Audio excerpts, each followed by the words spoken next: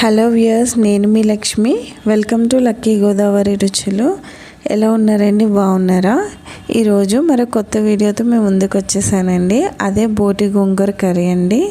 కొంతమందికి ఇష్టమున్నా చేసుకోవడం రాక బయట కొనుక్కుంటూ ఉంటారు. కానీ వాళ్ళు ఎలా క్లీన్ చేస్తారో తెలియదు కదండి.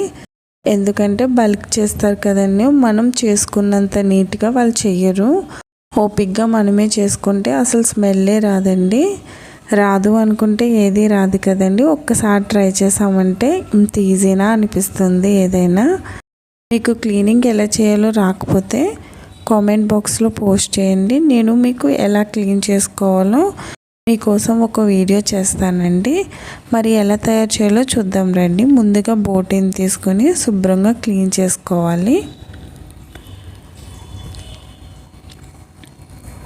శుభ్రంగా క్లీన్ చేసుకున్న తర్వాత మనం గ్యాస్ మీద ఒక గిన్నె పెట్టుకొని వాటర్లో దాంట్లో కొద్దిగా పసుపు, కొద్దిగా సాల్ట్ వేసుకొని వాటర్ మరిగించుకోవాలండి. మరిగిన దానిలో మనం శుభ్రం చేసుకొని పెట్టుకున్న బోటీని వేసుకొని ఒక 2 minutes ఉంచుకోవాలండి. అలా చేయడం వల్ల మనకి ఈజీగా కట్ చేసుకోవచ్చండి. చాలా ఈజీగా కట్ అయిపోతుంది. ఒక సిజర్ తీసుకుని మనం ఈజీగా కట్ చేసేసుకోవచ్చు. స్మెల్ కూడా రాదండి అలా చేయడం వల్ల.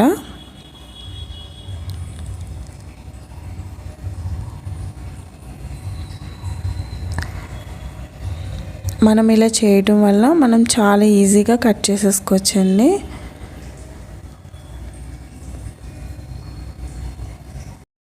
మొత్తం అంతా ముక్కలు కట్ చేసుకొని పెట్టుకున్న తర్వాత కుక్కర్ పెట్టుకొని అందులో ఒక 4 tablespoon దాకా ఆయిల్ వేసుకోవాలండి. ఆయిల్ వేడెక్కిన తర్వాత ఒక పెద్ద సైజు ఆనియన్, అలాగే 4-5 పచ్చిమిర్చి చీలికలు వేసుకొని ఫ్రై చేసుకోవాలి. ఫ్రై అయిన తర్వాత ఒక స్పూన్ పసుపు, రుచికి సరిపడినంత సాల్ట్ వేసుకొని ఫ్రై చేసుకోవాలండి.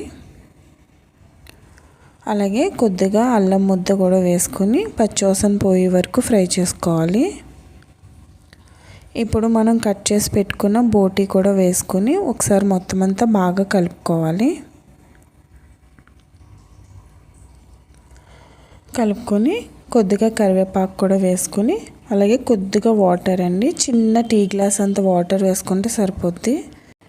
3 విజిల్స్ వచ్చే వరకు కుక్ చేసుకోవాలండి. మనం ఈలోపు గోంగూరని ఉడికించుకుందాం.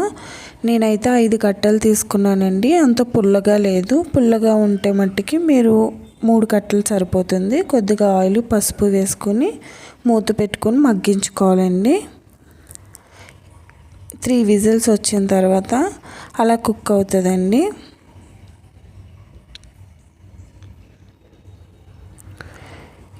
గోంగూర మగ్గిపోయిన తర్వాత మనం పక్కకు పెట్టేసుకోవాలి. ఇప్పుడు మనం మగ్గించుకున్నాం కదండి, ఆ గోంగూరని ఇందులో యాడ్ చేసేసుకొని ఒకసారి మొత్తం అంతా బాగా కలిసేలా కలుపుకోవాలి.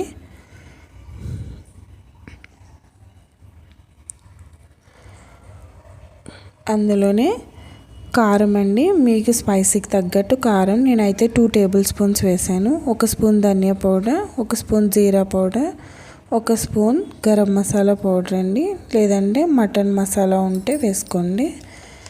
మరో టీ గ్లాస్ వాటర్ వేసుకొని ఒకసారి మొత్తం అంతా బాగా కలుపుకొని మనం కుక్ చేసుకోవాలండి. ఒక 5 విజిల్స్ తర్వాత మనకి కర్రీ అయితే రెడీ అయిపోతుందండి. అంతేనండి, ఎంతో టేస్టీ బోటి గోంగూర కర్రీ రెడీ అండి. తప్పకుండా ట్రై చేయండి, చాలా బాగుంటుంది టేస్ట్ అయితే. వీడియో కనుక నచ్చినట్లయితే లైక్ చేయండి, షేర్ చేయండి, సబ్స్క్రైబ్ చేసుకోండి. Bye viewers.